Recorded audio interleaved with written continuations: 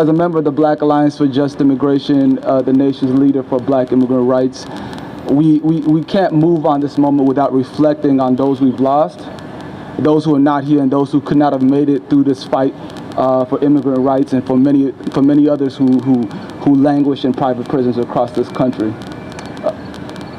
A year ago this summer, David Felix was killed by the NYPD. And as we work with his family, and as we fought for justice, and we continue to do that, as we reflected on his story, we realized that he had traveled through the entire constellation of punishment that this country has across this country, from policing to public prisons to private prisons in 3 different states before eventually being killed by the NYPD. And his story reflects the reality of our diaspora and so many immigrants across this country. And so at this moment, I would like to welcome you in the fight for immigrant rights and for immigrant families. In this week alone, we are 20 years removed from the crime bills and immigration laws that formalize our current immigration system, where 50 new laws were created for mandatory deportable felonies that could be retroactively applied.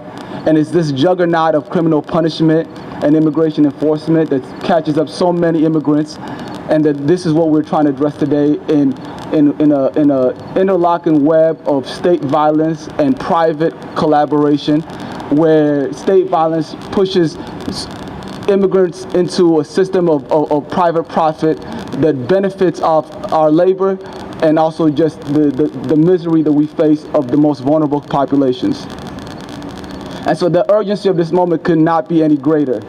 Even now, as many Haitians and African migrants cross the Mexican border in a crisis that is hardly spoken of, our current administration has decided to expedite deportation of 3,000 Haitians. And this is a state decision that connects with private contracts. And as we stand in this moment, we not only stand against private prisons, but we stand against those private contracts that are going to be pushed out to separate the families of so many across several different countries.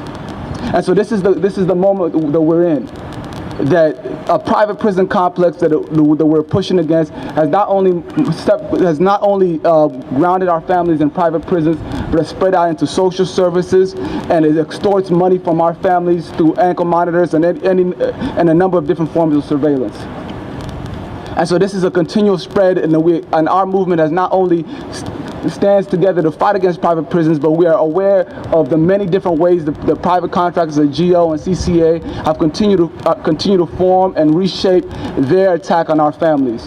And so we are very clear about our commitment to prison abolition. In this week alone, we are in the 3rd week of the largest prison abolition fight, largest strike in public prisons led by Alabama prisoners today. And we move parallel to that to the numbers of immigrant families in private prisons this year that have done hunger strikes, that have done labor strikes in private prisons from Texas to Florida.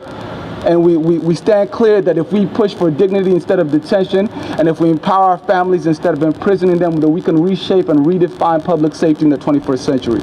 So with so many organizations that you see here, the 250,000 people who are just one footprint of the millions of people who stand against private prisons, we are clear that Jay Johnson has to begin to step forward to end private prisons and change the narrative from punishment to redemption. So thank you for coming, and we hope we stand with you in the fight for immigrant rights. Thank you.